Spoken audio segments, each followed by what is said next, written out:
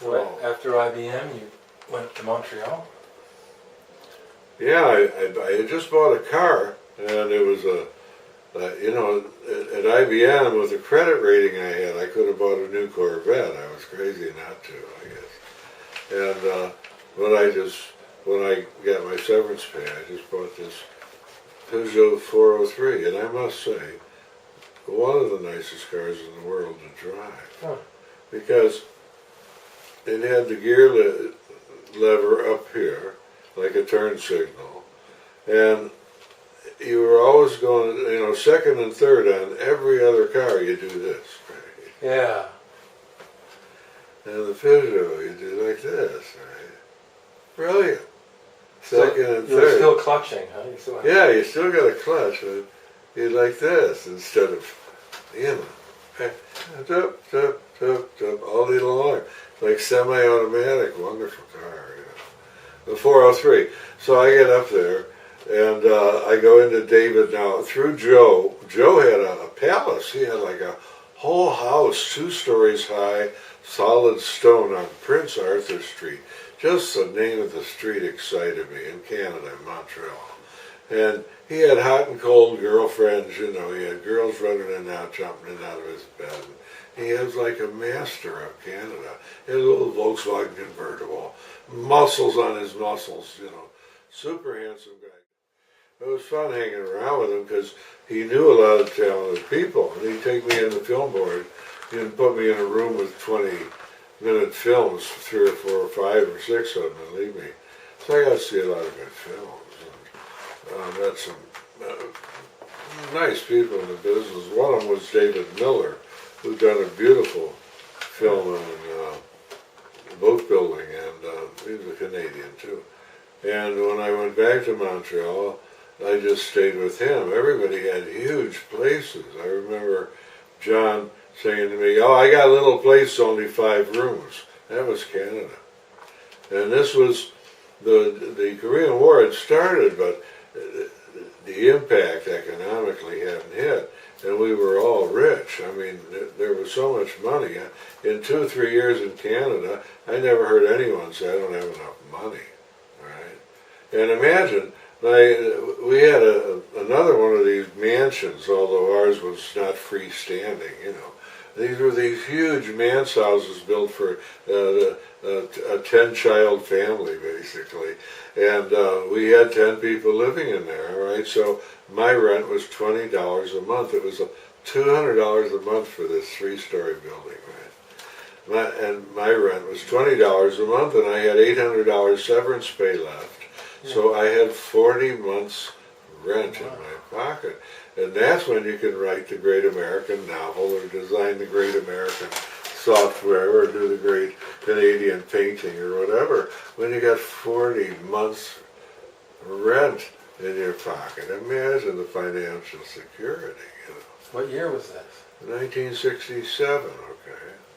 68, right? And in 67, I'd been attracted to Montreal back there because they had the World's Fair, Expo 67, and that was my second university. It was the greatest museum in the world, and I studied and went from pavilion to pavilion, every floor, I don't know what I was looking for, but I found it I knew it when I found it. And towards the end of all, I lost my job. I wouldn't come back to Boston, right? So that's why I had to go to work for IBM, because I'd been up in Montreal too long, right? And I found it, though. I found what I was looking for. I was looking for the future there. And you had all these futuristic buildings and that. But I finally found the future. I found genetically modified rice. And I found a little bull, baby bull, whose father had been dead 10 years and he was a year old. So those are the 2 things that was what I was looking for, right? Where are we headed? So I found it. But anyway, so everyone had room. So I get up there on a Sunday, and they're all dropping acid. And I said, "Why are you all dropping acid?" "Because it's Sunday." The whole house, right? I mean, And the houses were gigantic. This is the smallest room in the house was this big, you know. Huge bedrooms, huge stairway. You could come running down the stairway and grab they had these like posts, you know, on the corners with big wooden turn balls. Magnificent big timbers used in this house. All your weight, 180 pounds or whatever, you swing around that thing, it wouldn't even move out of plumb, you know. Like, house was, oh, just enormous. So what were you doing up there for? Well, I got up there. I wanted to go back, of course, to Seymour Expo. There was Expo 68, and but at the same time, I found investors right away. My recyclable computer card.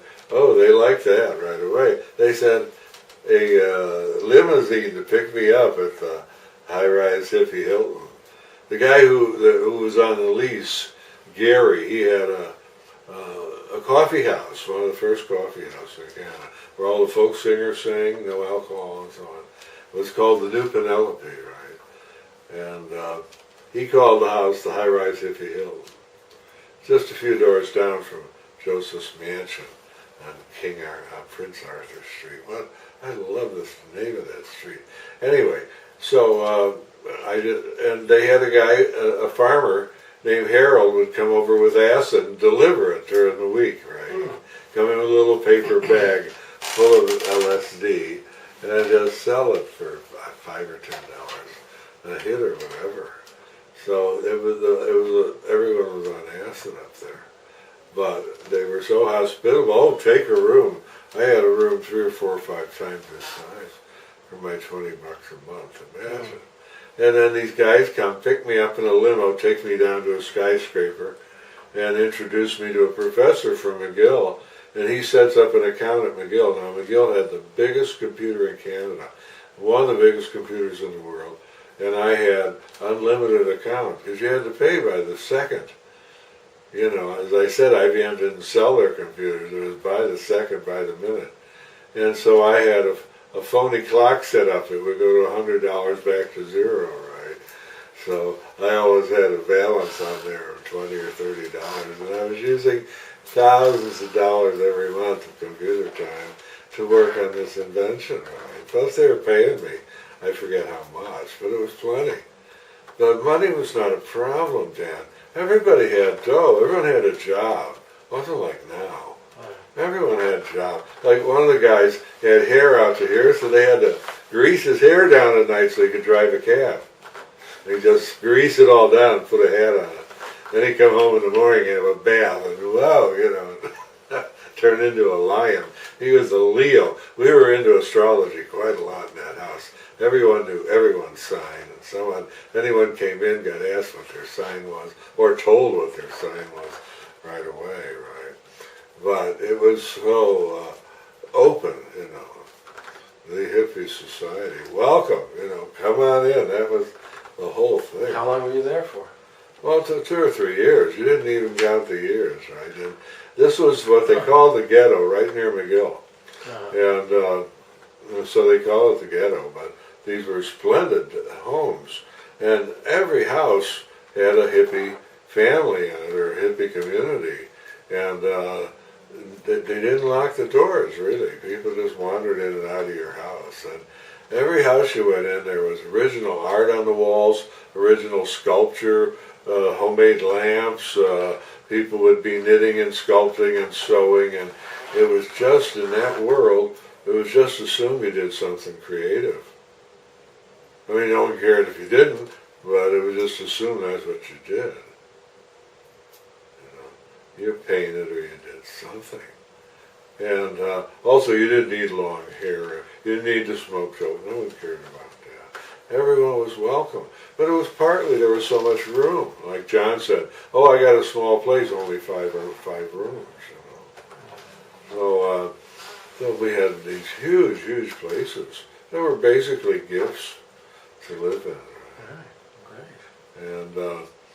Great. And then these three-story homes. The kitchen was in the basement, like in the old British soap operas. You know, the kitchen was downstairs.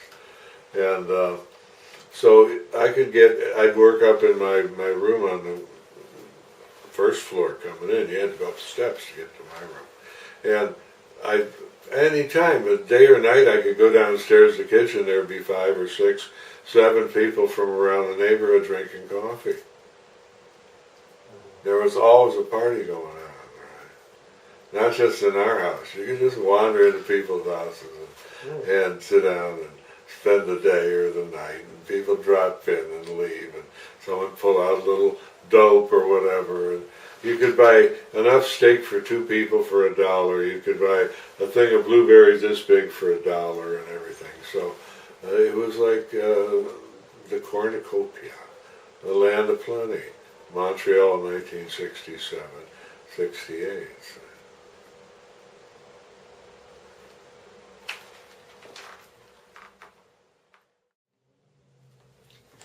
Yeah. So these investors tossed in money, and I had like an income from investors for working on this invention of mine, which I called computer English. Okay? It also allows you to program in English instead of esoteric language. So everyone else was in and out working, and great prosperity. And the life in the house was I'd go over and program all day long from noon till about 8 at night, and then there'd be people grilling up steaks downstairs and playing the guitar and having a little smoke and so on. And they'd be singing, and it would go till 4 or 5 in the morning every night. People just hanging around, having a good time. And drawing and sketching and people sculpting. It was always going on. And then at 4 or 5 in the morning, we go down to Chinatown. Montreal is the latest living city in the world. People come and ring your doorbell 1 in the morning. Hi, just going by. You don't mind? No, come on in. People don't care what time they have to go to work in the morning. They're up all night. So we, the hippies, we were up till 5 in the morning. And then we jump in the car, 2 cars, go down to Chinatown, go in at 5. Hi, hello, happy to see you. At 5 a.m., right? And we'd sit around this big, huge table with a lazy Susan, and there'd be 7, 8 of us. It'd be like $1.25 a piece to eat like Oriental potentates, like kings. I mean, and then the sun would be coming up, so we go up. There's 2 mountains in Montreal. We go up one of the mountains, the bird sanctuary, and have a jay and watch the sun come up and commune with nature around 7 in the morning, and then go home. And everyone would go to bed, and no one would answer the bell till 2 in the afternoon. That's when the day started again. And the house was so big, you could bang on the front door with both fists. No one would hear you on the first floor. It was a fortress, So then you got introduced to